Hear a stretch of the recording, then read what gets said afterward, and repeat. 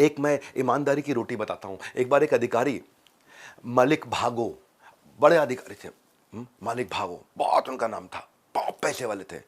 उन्होंने अपने यहाँ डिनर पे इनवाइट किया श्री गुरु नानक देव जी को, और रास्ते में आप जी एक गरीब बढ़ई, बढ़ई समझते हैं, कारपेंटर लालू, बढ़ई लालू के यहाँ पे डिनर उसने कर लिया उन्होंने। अब आप जी ने जब बाहर डिनर कर लिया, मलिक भागो को गुस्सा आया, उसने अपनी पूरी फोर्स भेज, लेकर के आओ नानक देव जी को। तो आप जी मलिक के यहाँ पहुंचे और मलिक बोला, मैंने आपके लिए इतने शानदार पकवान बनाए लेकिन आप सूखी रोटी खा रहे हो, मैं देसी घी की रोटी दे रहा हूं। गुस्से में था मलिक भागो। आप जी ने मलिक भागो से कहा, ठीक है आप मुझे एक रोटी दे दो। और उसके बाद उन्होंने भाई लालो को भी बोला जो बड़े ही थे, तुम अपने घर से एक सूखी रोटी ले आओ। दोनों रोटी अपने हाथ में ली, ये देसी घी की, ये बड़ई की रोटी और ये शासक की रोटी, दोनों को हाथ में लिया और दोनों रोटियों को जोर से दबा दिया। जैसे ही सूखी दोनों रोटियों को दबाया, लालो की रोटी से ना दूध टपकने लग गया और मलिक भागो की रोटी से खून टपकने लगा।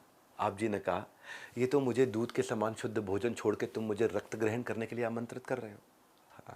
मैं इसे कैसे स्वीकार कर सकता हूँ। बड़े शांत मन से उन्होंने बड़े प्रेम से अपने इस मैसेज को दिया। क्या मैसेज दिया? हिल गया वो। क्या मैसेज दिया कि तुमने तुम्हारी गलत जो कमाई है ये लोगों का खून चूस के बनाई है।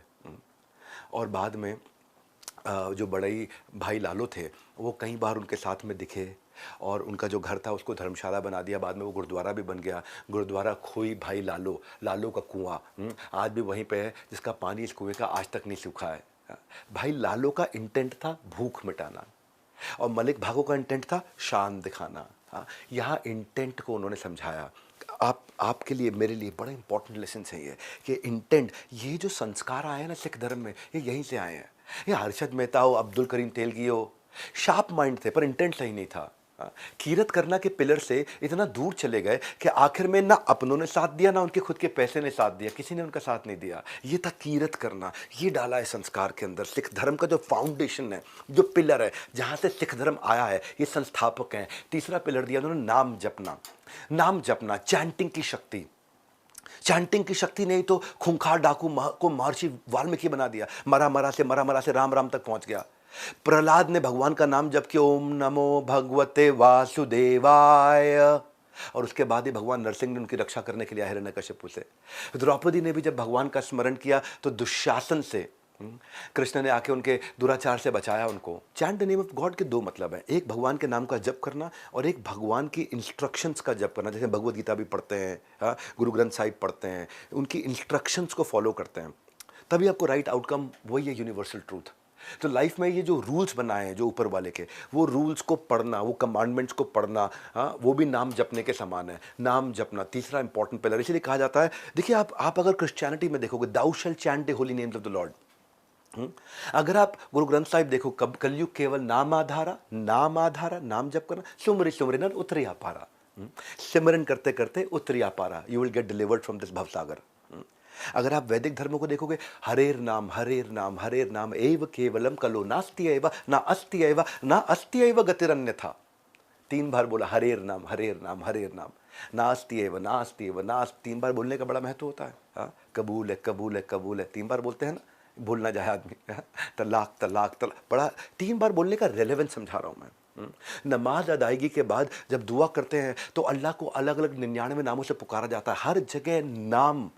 तो ये जो है ना, ये तीसरा पिलर बड़ा इंपॉर्टेंट है। जैसे अर रहमान, अर रहीम, अल मलिक, तो ये क्या है? अल जबर, ये अलग अलग नाम हैं।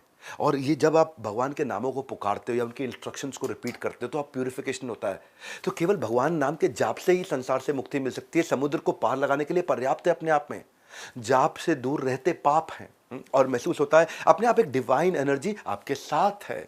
सो गुरु नानक देव जी की जो लीलाएं हैं, जो उनकी कहानियां, उनके चमत्कार, उनकी सीख, उनके कमांडमेंट्स हैं, ये केवल एक धर्म तक सीमित नहीं है। Compassion, community service, companionship, Guru Nanak Dev ji की फिलॉसफी आज दुनिया के टॉप इंस्टीट्यूट से पढ़ाई जा रही है।